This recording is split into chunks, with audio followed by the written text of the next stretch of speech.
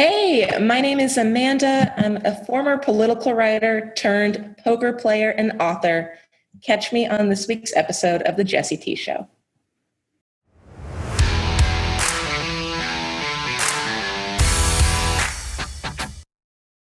How often, especially now with COVID, and how have you pivoted in terms of like frequency of playing? Are you playing once a week if you want? Can you play as much as you want? I guess with online you might be able to, but how does that look for you? Like how you're operating now?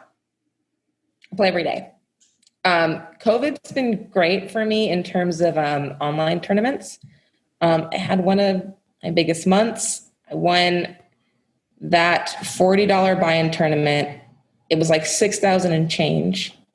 And then I entered a $100 tournament a few days ago, and I got third place for 7,919. Very cool. And then like a few in between. So but you couldn't do that in a live setting.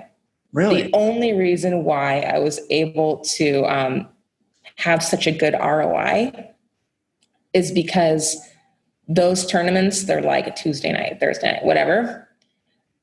There's 1,000 people online that you're playing against. More money. So everyone pulls in like $40. You have this massive prize pool, and you didn't even have this ecosystem of people pooling money together to make like their own online casinos pre-COVID. There's like some unregulated sites, and I'll play on like some of the poker sites too as well.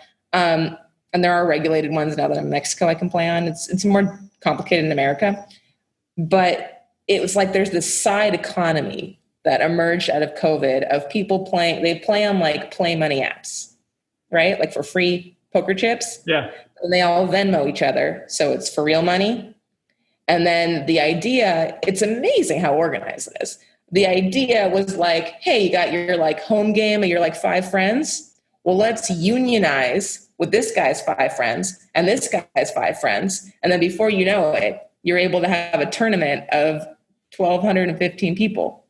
Amazing. And is it like the honor system? Like, because that seems like there's a layer of insecurity with, oh yeah, I'll just Venmo you the money. Like if someone decided to go off the grid and screw someone, never play poker again with other people, they could just like dip out. Yeah, you got to be careful. It's all through like agents who work on behalf of the club. I trust my agent. I think he's a good guy, but there's a degree of risk that you don't have with the casino. But I do think, you just don't have as big, like if you play a daily tournament at a casino for like $120 and you win first place, you might make 1,000 if they don't do a deal. No way. And that's it, as opposed to making 6, 7 times that. That's crazy. But it's because casinos, like, they got to keep the lights on. They got to pay for the employees. They have so many more expenses. They got to keep that they're taking out. They're taking out a lot more of the money. So myself, I'm a much better tournament player than I am a cash game player. Yep. So for me, I've really enjoyed all these online tournaments because if you try playing them in a live setting, you're just not going to get the same ROI. That's incredible. It's interesting to see some of the beautiful things that have come out of COVID and all these things that people are able to pivot to and they're happier with, honestly. Absolutely. And also at a casino, because their expenses are so high, the lowest buy-in games are expensive.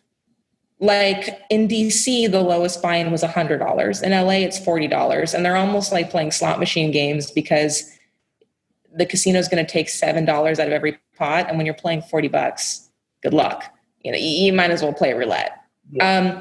But when you play online, you can play, for 10, 20 cent buy, like a blind level. So you can like play for $20 and you can really, really grind it up. You're not going to be having to put all of your, like, let's say you have like $300, like this is your poker budget.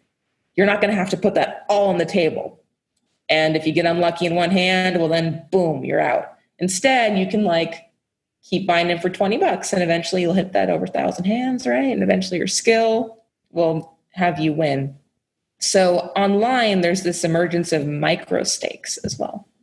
Nice. So it's more of an appeal for people to kind of get in versus, you said, laying that $300 down and you're in for that. I highly would recommend starting online if you're just starting at poker.